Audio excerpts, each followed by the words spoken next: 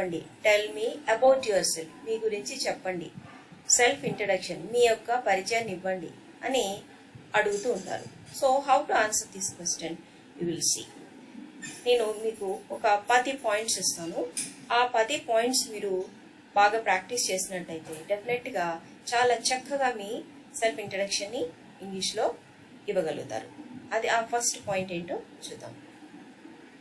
First నుంచి 10 వరకు. Let's go to the first question. First point, మనము మన పరిచయాన్ని స్టార్ట్ చేసేటప్పుడు గ్రీట్ చేయాలి. అంటే నమస్కారం అని చెప్తాం కదా కొత్త వ్యక్తికి, దాన్ని గ్రీటింగ్స్ అంటాం.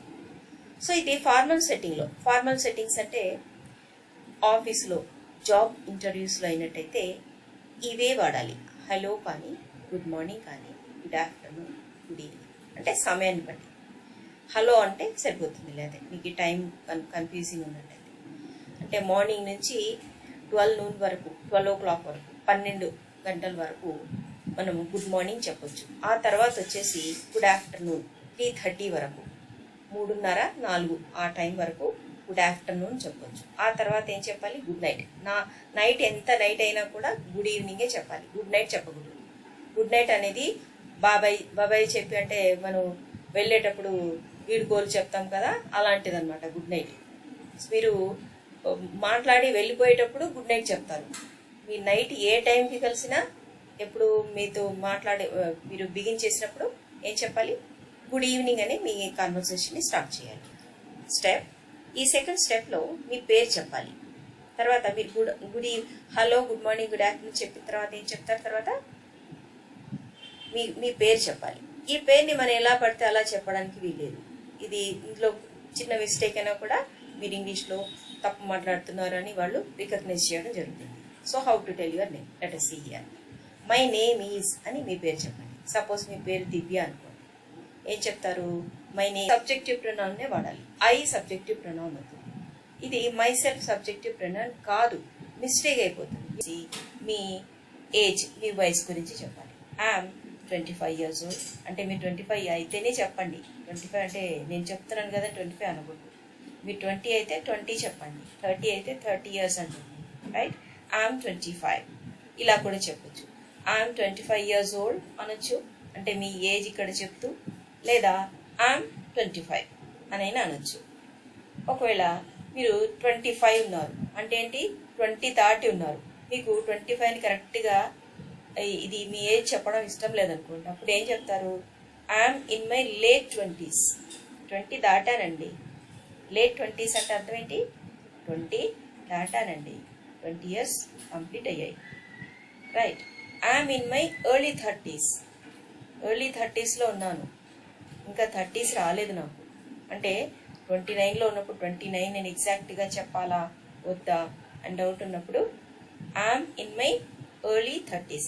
నెక్స్ట్ పాయింట్ వచ్చేసి మీరు ఎక్కడి నుంచి, మీ లొకేషన్, అంటే మీ ఊరి గురించి చెప్పాలి ఇక్కడ, మీ లొకేషన్. అప్పుడు మీ లొకేషన్ గురించి మీ ఊరి పేరు చెప్పాలన్నప్పుడు ఏం చెప్పాలంటే ఐఎమ్ ఫ్రమ్ అని మీ ఊరి పేరు చెప్పండి. ఐఎమ్ ఫ్రమ్ మీ విలేజ్, మీ ఎక్కడ ఏ విలేజ్ నుంచో ఆ విలేజ్ పేరు చెప్పండి. రైట్? లేదా ఐ వాస్ బోర్న్, మీరు ఒక ప్రదేశంలో పుట్టారు, ఇంకొక ప్రదేశంలో పెరిగారనుకోండి, అది మీరు చెప్పాలి మీ ఎగ్జామినర్కి. అప్పుడు మీరు ఎలా చెప్తారంటే ఐ వాజ్ బోర్న్ ఇన్ అని ఎక్కడ పుట్టారో ఆ విలేజ్ పేరు ఇక్కడ, బట్ రేస్డ్ ఇన్, కానీ ఈ ఊర్లో పెరిగాను. సపోజ్ మీరు విజయవాడలో పుట్టారు, విశాఖపట్నంలో పెరిగారనుకోండి, I was born in Vijayawada but raised in Visakhapatnam అని చెప్పండి. రైట్? రైట్. ఇంకా ఈ క్వశ్చన్ ఇంకా ఎలా చెప్పవచ్చు మీ ఊరి గురించి?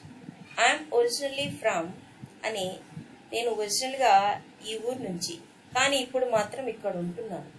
సపోజ్ మీరు చదువుకుంటూ ఒక ఊళ్ళో ఉంటున్నారనుకోండి, అక్కడికి ఇంటర్వ్యూకి వెళ్ళారు. అప్పుడు మీరు ఏం చెప్తారు? మీ సొంత ఊరేమో నూజివీడు, కానీ మీరు హైదరాబాద్లో ఉంటున్నారు. అప్పుడు ఏం చెప్తారు?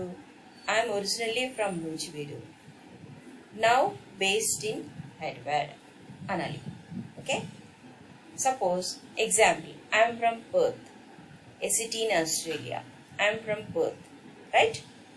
చదువు గురించి, మీ ఉద్యోగం గురించి, అంటే మీ యొక్క చదువు గురించి, మీరేం ఏ గ్రాడ్యుయేషన్ కంప్లీట్ చేశారా, ఏ డిగ్రీ కంప్లీట్ చేశారా, 10th చదువుకున్నారా, లేదా ఇంటర్మీడియట్ కంప్లీట్ చేశారా, +2 చేశారా, దాని గురించి చెప్పాలి. ఉన్నారనుకోండి, కంప్లీట్ అవ్వలేదు, ఇంకా చదువుతున్నారు. సపోజ్ మీరు BA సెకండ్ ఇయర్లో ఉన్నారు, కానీ ఒక జాబ్ ఇంటర్వ్యూకి అటెండ్ అయ్యారు చేయడానికి. అప్పుడు వెళ్ళి ఎంప్లాయర్కి ఏం చెప్పాలి? ఐఎమ్ అబౌట్ టు గ్రాడ్యుయేట్, నేను ఇంకా గ్రాడ్యుయేట్ అవ్వలేదు అని అర్థం. కంప్లీట్ అయిపోతే ఐఎమ్ ఏ గ్రాడ్యుయేట్ అని చెప్పాలి. Suppose for example civil engineering graduate, I'm a civil engineering graduate, have bachelor of arts అనండి. మీరు బీకామ్ కంప్లీట్ చేస్తున్నారు, అప్పుడు ఎలా చెప్తారు? I have a bachelor of commerce degree అనండి. BA అయితే I have a bachelor of arts degree అనండి. Engineering అయితే ఇంజనీరింగ్ డిగ్రీ అంటారు, రైట్? సపోజ్ మీరు పోస్ట్ గ్రాడ్యుయేషన్ చేస్తున్నారు, I'm a post graduate, masters degree complete చేస్తుంటే ఇలా చెప్పండి. I completed MA in English literature, I have a master of arts degree in English literature. వచ్చేసి working experience గురించి చెప్పాలి మన సెల్ఫ్ ఇంట్రడక్షన్లో. Tell me about yourself వచ్చేసి 6th point ఏంటి? Working experience. అది ఎలా చెప్పాలి? I have 2 years of experience in marketing. Marketing అనేది ఫీల్డ్ ఆఫ్ వర్క్ అనమాట, పనిచేసే పని పేరు ఇది. Okay, 2 years of. చూడండి సెంటెన్స్ ఎలా ఫామ్ చేస్తున్నాను. I have 2 number years and of. I have 2 years of experience in marketing. Suppose మీరు సేల్స్లో ఉన్నారనుకోండి, మార్కెటింగ్ సేల్స్ రెండు ఒకటి. I have 2 years of experience in sales. Suppose టీచర్గా జాబ్ చేస్తున్నారు మీరు, teaching. I have 2 years of experience in teaching. అకౌంటింగ్లో చేస్తున్నారు, అకౌంటింగ్ ఏదైతే అదనమాట, రైట్? లేదా ఇదే ఆన్సర్ని ఇంకెలా చెప్పొచ్చు? I work in marketing field for 2 years. ఇలా అయినా చెప్పొచ్చు. ఓకే, సెంటెన్స్ని కరెక్ట్గా చూడండి. ఇన్ అని ఫీల్డ్ చెప్పాలి, రైట్? ఐ వర్క్, లేదా ఇంకా ఇలా అయినా చెప్పొచ్చు. I worked as a marketing manager for 2 years. I worked as a marketing manager for 2 years.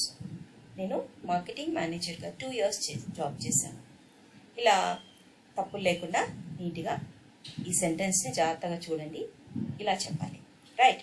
మీరు సపోజ్ మీరు ఏ కంపెనీలో జాబ్ చేశారనేది అడిగాడు అనుకోండి మీ ఎంప్లాయర్, అప్పుడు మీరు ఎలా చెప్తారు? I worked as a marketing manager for 2 years at అని కంపెనీ పేరు చెప్పండి. రిలయన్స్ అయితే అట్ రిలయన్స్ అని చెప్పండి, లేదా ఫర్ రిలయన్స్, ఫర్ అని ఆ కంపెనీ పేరు చెప్పండి, లేదా అట్ అని కంపెనీ పేరు చెప్పండి. కానీ పొరపాటున కూడా ఇన్ అని కంపెనీ పేరు చెప్పకండి. Do not say in and company name. చూడండి మీకు అర్థమవుతుంది. ఐ వర్క్డ్ అట్ గూగుల్, మీరు గూగుల్లో పనిచేస్తున్నారు అనుకోండి. ఐ వర్క్ అట్ కంపెనీ పేరు at Google. I work for Google అనొచ్చు. I work for Google. I work in sales. Sales అంటే మీ area of work or field of work, మీరు ఏ పని చేశారో ఆ పని పేరు చెప్తున్నప్పుడు మాత్రం ఇన్ అనండి. Okay, I worked in Google అంటే మాత్రం తప్పిది, రాంగ్ అయిపోతుంది. యువర్ ఫ్యామిలీ, మీ ఫ్యామిలీ గురించి చెప్పాలి. ఎలా చెప్తారు? I'm from A family of 4. I'm from A family of 4. But students చాలా మంది పిల్లలు ఇలా చెప్తుంటారు, వీఆర్ 5, వీఆర్ 6 ఇలా అనకూడదు. ఇలా చెప్తే కనుక సెంటెన్స్ అది రాంగ్ అయిపోతుంది. ఇలా ఎప్పుడూ చెప్పకండి. ఇలా ఈ నంబర్ వీఆర్ 4, వీఆర్ 5 అనకండి. ఎలా చెప్పాలి? I'm from A family of 4 లేదా వీఆర్ ఏ ఫ్యామిలీ ఆఫ్ 4. అంటే 4 అంటే నేను 4 చెప్తున్నాను కాబట్టి ఫ్యామిలీ ఆఫ్ 4. అంటే 4 అంటే నేను 4 చెప్తున్నాను కాబట్టి మీరు 4 అనకూడదు. 4 అయితేనే 4 చెప్పండి, 5 అయితే 5 చెప్పండి. ఎంతమంది ఉంటే అంతమంది చెప్పండి. వీఆర్ ఏ ఫ్యామిలీ ఆఫ్ 4 అంటే మా ఇంట్లో 4 ఉంటాము అని అర్థం. బ్రదర్స్ సిస్టర్స్ ఉన్నారనుకోండి, వాళ్ళ గురించి చెప్పాలి. అప్పుడు ఎలా చెప్తారు? I'm 1 of 3 siblings. మీకు 2 సిస్టర్స్, 1 బ్రదర్, లేదా 2 బ్రదర్స్ 1 సిస్టర్ ఉన్నారు. అప్పుడు I have 2 brothers and 1 sister, లేదా I have 2 sisters and 1 brother అన్న. ఇది మొత్తం స్టోరీ చెప్పాల్సిన అవసరం లేదు. ఇలా చెప్పేసి సరిపోతుంది. I'm one of 3 siblings. One of 3 siblings. తోబుట్టువులు అనమాట సిబ్లింగ్స్ అంటే. ఓకే, నాకు 3 తోబుట్టుల్లో నేను ఒకడిని అని అర్థం. I live with my mom, dad and 3 siblings. ఇక్కడ 3 siblings అంటే మీరు కూడా with my mom, dad and 2 siblings అంటే 2 ఉంటే, ఒక చెల్లి ఒక తమ్ముడు, ఒక అన్న ఒక చెల్లి, 2 చెల్లెలు అలా ఉన్నప్పుడు ఇలా చెప్పండి ఆ నంబర్ని. సిబ్లింగ్స్ అంటే తోబుట్టులు. 2 పిల్లలు ఉన్నారు అనుకోండి, అప్పుడు ఎలా చెప్తారు? I live with my spouse and 2 kids. 2 kids ఉంటే 2 kids. I live with my spouse and 2 kids. So this is how you have to tell about your family. So be careful, observe the sentences carefully. So don't commit any mistakes while you are using these sentences in your interview. Next, 8th point. Here see, you have to talk about your pastime or hobbies. Me hobbies గురించి చెప్పాలి. అంటే మీరు ఖాళీ సమయాల్లో మీ ఏం చేయడానికి ఇష్టపడతారు. Employer దీన్ని చాలా పర్టికులర్గా చూస్తారు, ఎందుకంటే హాబీని చాలా ఇష్టంగా చేస్తారు ప్రతి వ్యక్తి కూడా. సో ఆ హాబీ, మంచి హాబీస్ ఉన్న వ్యక్తి చాలా మంచి వర్క్ చేయగలరు అనేది నమ్ముతారు. నాకు చెస్ ఆడటం అంటే ఇష్టం అండి, లేదా I'm a big fan of chess, I play chess. Or you can say I play chess in my free time. నేను నా ఫ్రీ టైంలో చెస్ ఆడతాను అంటే మీ హాబీని ఇలా ఎక్స్ప్రెస్ చేస్తారు. లేదా ఇంకా ఎలా చెప్పొచ్చు? Playing chess is my pastime. 9th point, your strength. Your strength అంటే మీ I'm adaptable, or you can say I'm flexible to change. So I do not give ample time to my family. నేను హాలిడేస్లో కూడా పనిచేస్తూ ఉంటాను. Impress అయిపోతాడు employer. వా, ఎంత బాగా పనిచేస్తాడు ఈ అబ్బాయి అనుకుంటాడు, ఈ అమ్మాయి ఇంత బాగా పనిచేస్తాడు, హాలిడేస్లో కూడా పనిచేస్తాడు. అది మీరు వీక్ పాయింట్గా చెప్తారు. My weak point is I work even on my holidays. So I do not give, or I cannot give time to my family, or I cannot spend time with my family అని ఇన్ని విధాలుగా మీ week పాయింట్ని మీరు చెప్పండి.